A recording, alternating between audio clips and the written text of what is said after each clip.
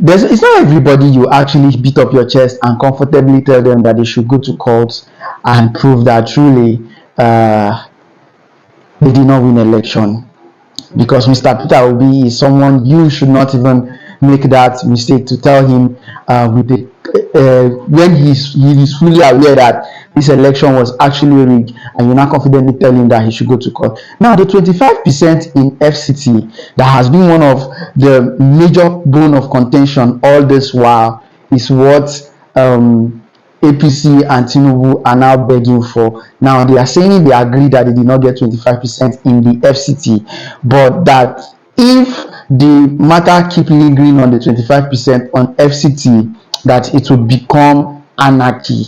Like, I don't really understand. So that they should just allow them rule. Like, and the question I asked immediately I read that the first line on that article, the first question that came into my mind is, if these people were the one on the other side, would they say they should let them rule, and so that it will not cause anarchy?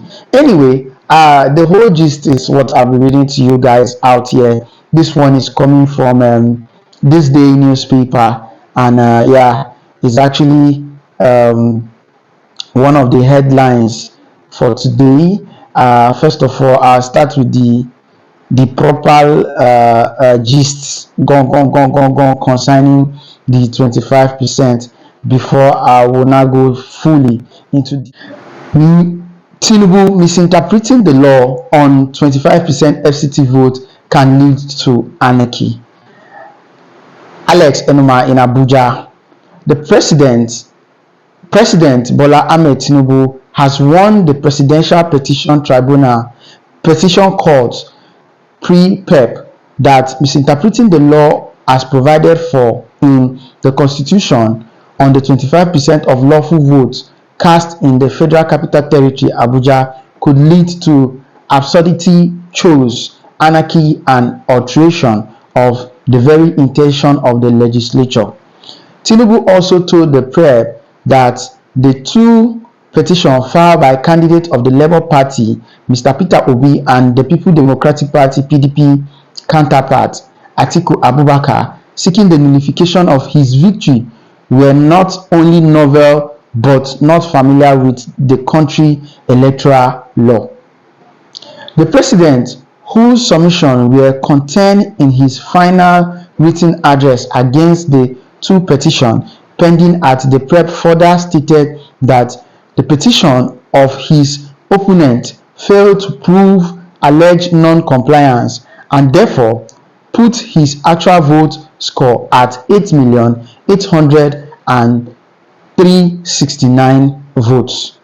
The five-member panel had on July 5th given the respondents in two separate petitions 10 days to file their written address, while the petitioners were given 7 days to reply by late Justice Haruna Tisami.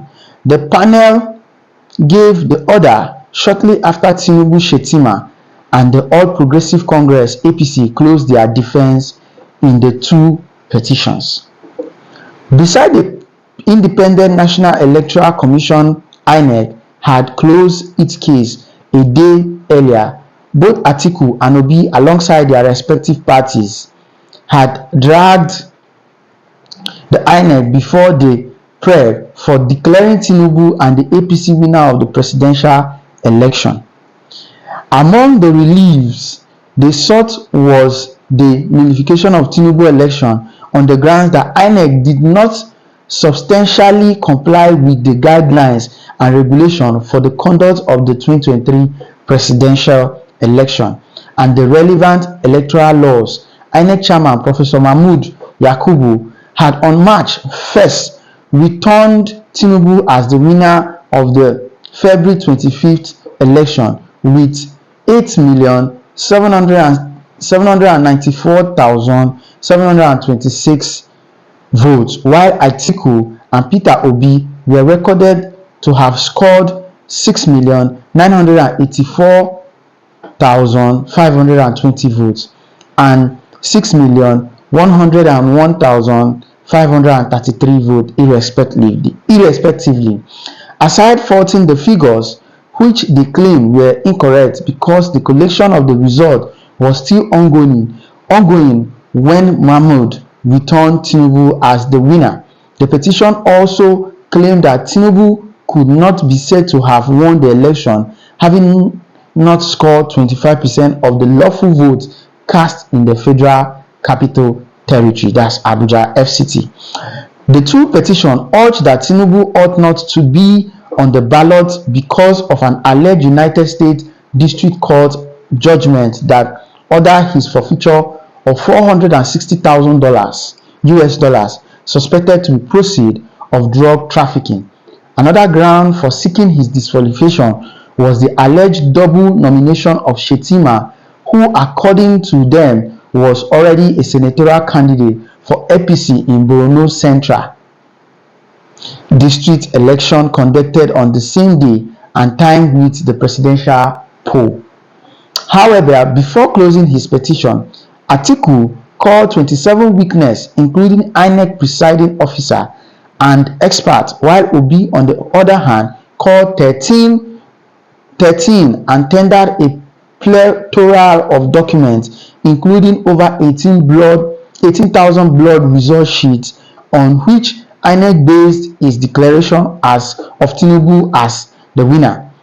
Although the INEC and the APC had interrogated validity of the witness and document to the petition and asked the court to discountenance them, Tinubu, Shettima, and the APC in the individual written final address have asked the court to dismiss the two petitions because the ground upon which they were built were not familiar to the country electoral acts. The petition in issue in this address is very novel in the sense that it is not petition stricto sensu, familiar to our electoral jurisprudence, as the petitions are not this time around complaining about the election rigging, ballot box snatching, ballot box stuffing, violence, thuggery, vote buying, voters intimidation, disenfranchisement, interference by military or the police, and such other electoral vices. The cruise of their grows this time around is that while the presidential election was peacefully conducted all over the country, as corroborated by the primary witness, and the results recorded in various forms EC8AS, some unidentified results were not uploaded electronically to the INEC election result viewing portal IREV. The other remote contention of the petition is that the second correspondent did not score 25% or 1/4 of the votes recorded in the Federal Capital Territory (FCT), while the petition have also alluded to the respondent's non-qualification without any fact known to the law. Chief Wole Onipakupe San, counsel to Tinubu, pointed out that in the final address dated July 14, both Atiku and Peter and Obi claimed INEC breached Section 134 of the Constitution when he announced Tinubu, who did not score up to 25% of the vote cast in the FCT in line with the law. Section 134(2)(b) of the Constitution provides that a candidate for an election of the office of the president shall be deemed to have been duly elected where there been more than 2 candidates for the election. He has the highest number of votes cast at the election, and B, he has not less than 1/4 of the vote cast at the election each of the at least 2/3 of all the states in the Federation and the Capital Territory, Abuja. According to the INEC results, Tinubu was only able to gain 19% of the vote in the FCT, but the president had urged that it was erroneous for the petitioner to call for nullification of the entire election based on the FCT result, while we have premised this issue on the combined reading of the section 134 and 299 of the Constitution and section 66 of the Electoral Act in the course of our argument. It is apit to submit right from get to the election is also about the votes and voters. When votes and voters are mentioned in any part of the world, there is no superiority of votes or voters, as well as votes and voters are equal. He added that there was no superiority between the votes from the voters secure in the Lagos or Kano, which are the most populous states, and Bayelsa, Ebonyi, and Ekiti, which are the least populous states.